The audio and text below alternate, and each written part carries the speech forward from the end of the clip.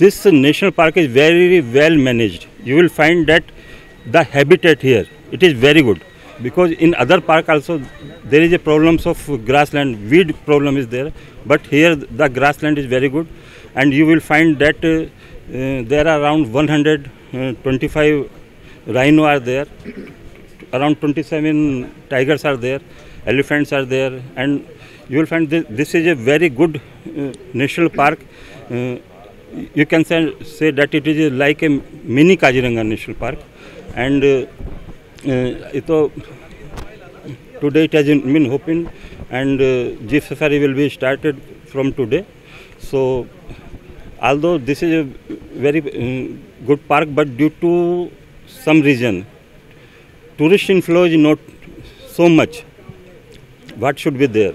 So we have to take steps so that the tourists come here and appreciate this lively habitat of wildlife here. So, and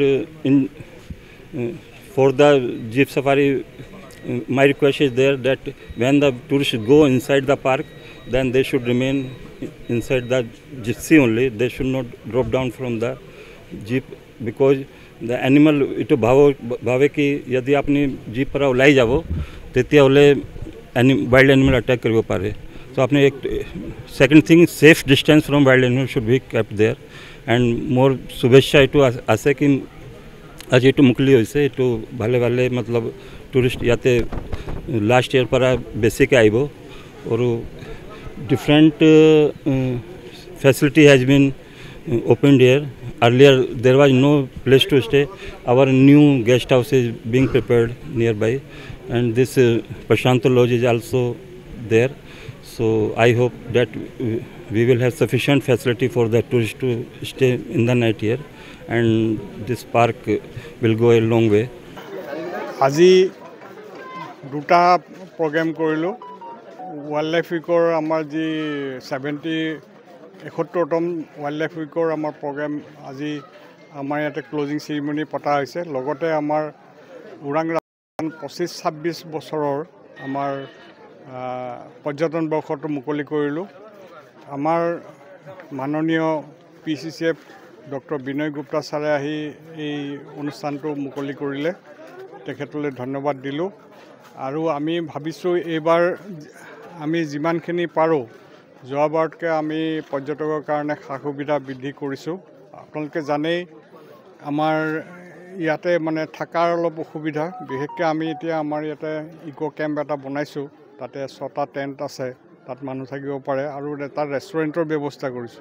এই ৰেষ্টুৰেণ্টতো আমাৰ মানুহে আহি পেলাই চাহ তাহ খাবলৈ ব্যৱস্থা কৰিছো. আশা কৰোঁ আমাৰ দৰ্শনাৰ্থীসকলে এইটো সুবিধা ল'ব. আৰু লগতে মই আশা কৰিছো আমাৰ টুৰিজিম ডিপাৰ্টমেণ্টে আমাৰ যিটো প্ৰশান্তি লজ আছে তেওঁলোকে ৰং চং কৰা দেখা পাইছোঁ. তেখেতসকলে যদি এইটো শীঘ্ৰে মুকলি কৰি দিয়ে আমাৰ ওৰাঙৰ টুৰিষ্টৰ সংখ্যা যথেষ্ট বৃদ্ধি পাব, আৰু তেতিয়াহ'লে আমাৰ মানুহে দূৰ দূৰণি মানুহ বিশেষকৈ অলৰেডি এতিয়া আমাৰ বহুত বিদেশী পৰ্যটক আহি গৈছে আৰু আহিব. তেওঁলোকে এবাৰ যোনে আহে সি আমাৰ ওৰাঙৰ প্ৰকৃতি পৰিৱেশ দেখি তেওঁলোক মুগ্ধ হৈ যায়. বিশেষকৈ আমাৰ ইয়াতে পলিউশ্যন একেবাৰে নাই. পলিউশ্যন নোহোৱাৰ কাৰণে মানুহে সকলোৱে বিশেষকৈ পক্ষী চাবলৈ অহা মানুহখিনিয়ে এনজয় কৰে.